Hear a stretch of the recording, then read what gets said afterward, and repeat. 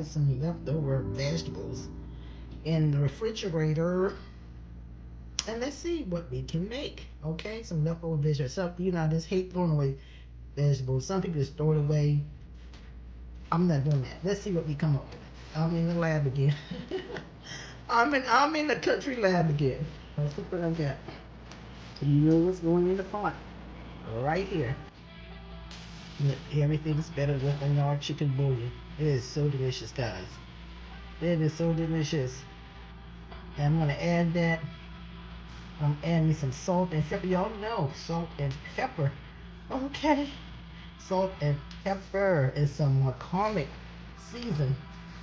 That's about it, guys. That's it. Let's go. Let's get it go. Let's go. Let's go. Let's go.